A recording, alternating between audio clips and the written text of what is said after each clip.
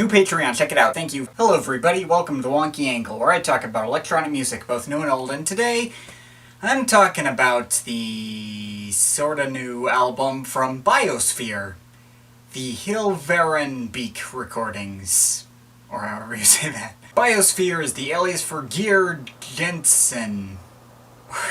Boy, pronunciations. He's an ambient artist I have been a fan of since high school, but haven't paid as much attention to as of late for whatever reason. I am pretty dang late to this particular album. It came out all the way back in March, and I'd wanted to cover it, but first of all, I didn't know it had come out yet until after a month or so.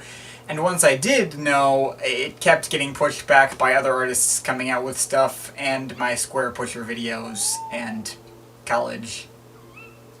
Thankfully, I no longer have to worry about the latter. But I still wanted to do this at some point, because I do feel like this man is worth making a video on. He is a very influential artist with many albums to his name. Most notably his 1997 album Substrata, which is a personal all-time favorite, and one that is widely considered one of the greatest ambient albums ever. I mainly wanted to do this video so that I could do the In Brief segment and highlight this man's exceptional work, catch up on it since I hadn't listened to him in a while, and hadn't actually heard any of his albums more recent than End Plants in 2011. So yes, even though I have been putting this one off for too long, it's about time for me to finally get to it, to allow me to go down his discography so far. Just the solo albums is Biosphere. Pretty good spacey ambient techno thing that isn't anything incredible by today's standards, but back in 1991 there wasn't much out there that sounded like this yet. It's still definitely enjoyable now, and worth people's time. Basically the same album again, with a little more of an ambient focus, but I enjoy it about equally as the last one too. Yeah, this is still easily his best album, just an ambient classic that continues to be just as haunting and super immersive as it was in '97. Absolutely essential listen. This, by the way, is the cover of the reissue Substrata 2, which includes his rescoring of the film Man with a Movie Camera as a bonus. So yeah, that's cool. This is a soundtrack to a film which would go on to be remade by Christopher Nolan. It's one of the better film soundtracks I've heard from an electronic artist. This is in the same vein as Substrata, maybe a little stranger.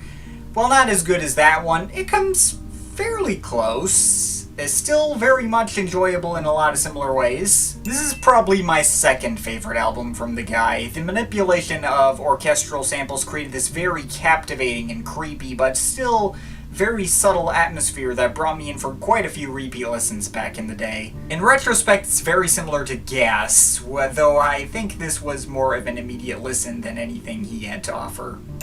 This one. I remember really hating this one and thinking nothing happened in it at all. Coming back to it, okay, yeah, it's still probably my least favorite from the guy to date, but it was better than I remembered. Very, very minimalistic and abstract, a lot going on in the bass frequencies especially. Not much else going on above. Good headphones that can give you those frequencies are a must for enjoying this one. If you're looking for a more challenging listen of the abstract drone variety, this will certainly provide you with one. I'm glad I at least understand the appeal now. This one mixes his style with elements of not only Gas, but also Boards of Canada, and maybe a little Amon Tobin with some neat jazz breaks for drums on a couple of tracks, one of his best. And here we have an album based around the Japanese nuclear program, a little before the Fukushima nuclear incident. Much more electronic, heavy stuff that gives me some like Tangerine Dream or maybe Rifts era One O Tricks Point Never kind of vibes.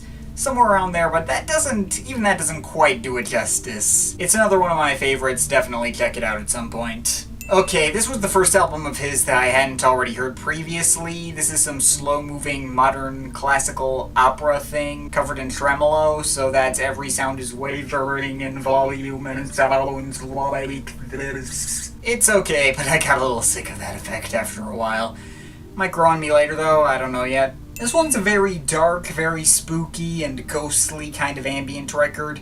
17 tracks that go about slightly different methods to create this dark sense of dread, a lot of dissonant and airy choirs as well, which I quite liked. Still probably need more time to grow on me, but I definitely did get more enjoyment out of this than the last one. While it's nothing I hadn't heard from him before, it's a little bit of a rehash from Cirque and End Plants, I still thought it was quite enjoyable, and I especially liked the track Black Mesa. Which brings us to here. Okay, so I guess I wasn't missing too much with those last couple of releases, but it certainly was nice to go back and re-experience his back catalog.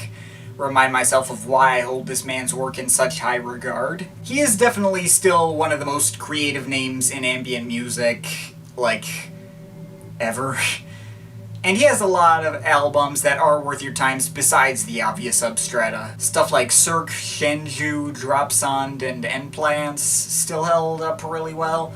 Even the old early dated ambient techno microgravity stuff was still pretty good, and the more recent stuff I missed, while not as good as some of the earlier ones, was still enjoyable. So going into this latest album, which was technically released earlier as an EP in 2016, but expanded out to a mainline album this year, I didn't have a strong idea of what to expect. I had the album cover, which reminded me a lot of a certain other album cover from the KLF, and I knew that this was likely going to incorporate field recordings in some way. And some other people have talked about it rather favorably as a kind of return to form for the guy, which was a little exciting.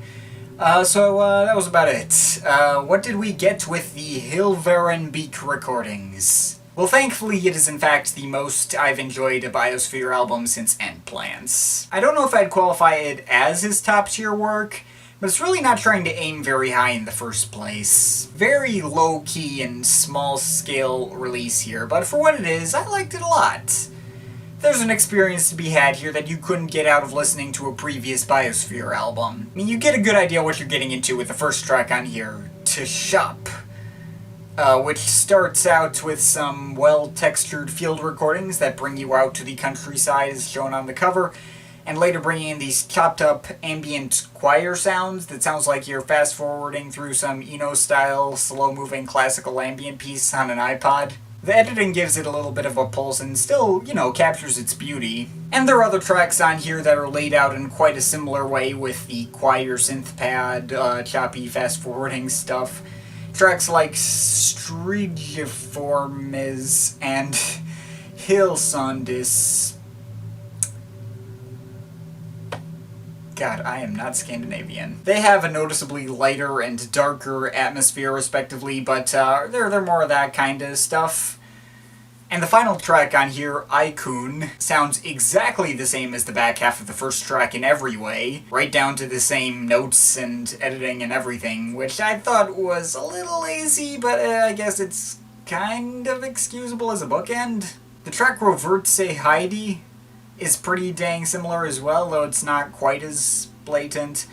At least it's different notes playing, there's a nice satisfying bass synth placed underneath. And there are tracks that more prominently feature the field recordings and are more based around the sounds heard on them, like Pipistrellus, which takes the noises of the country and combines it with this kind of percussive sounding synth that sounds like it might be imitating bugs or something. The way the synth sounds reminds me a little of the track Gecko by Monolake from his Interstate album. Pretty similar sounding to the sounds at the beginning of that track, but more simplistic. There's also De Dornboom, which sounds like it's based around the noises and rhythms of a train passing over a bridge. That one stuck out to me every time, in a good way. Tracks like these help provide some flavor to the album and give it a little more depth and variety, but still fit in the kind of atmosphere it's trying to provide. I think, though, the most interesting track on here is probably the track Audax, which starts with a lot of these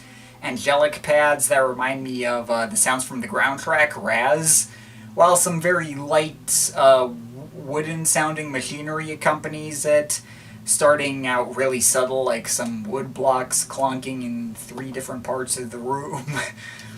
And by the end, getting a lot more complex and dense sounding, a bit more rhythmic as well. And yeah, that's basically it as far as details go. This isn't an album that has very much to it. At only 8 tracks and 38 minutes, this thing seems to just fly by really quickly. You compare it to Chill Out, That album has a lot more going on, despite being only like 5 or 6 minutes longer, feels at least like twice or 3 times as big. But despite the above-mentioned similar cover, obviously this is not trying to be like Chill Out. And honestly, I think its smallness might add to its appeal. It's just a nice little low-key ambient venture that isn't all that impressive or heavily detailed, but it has enough to it to keep your attention, and what little there is to it is really effective and enjoyable and pulls you into whatever rural environment he is trying to convey here. I'd say it is worth people's time, and it won't take up too much of people's time. So yeah, good stuff. I am overall feeling a 7.7 out of 10. But of course, this is just my opinion. You can feel free to disagree with it, but I'd like to hear your thoughts. So leave the comments in the comment thing down there. I would like to thank the people supporting me on Patreon right now, specifically these guys who are donating above the $5 level. Thank you very much to these people, they are awesome. If you want to donate as well, go to patreon.com/thewonkyangle. I would really appreciate it. But yeah, that's pretty much it. That's all for today. See you next time.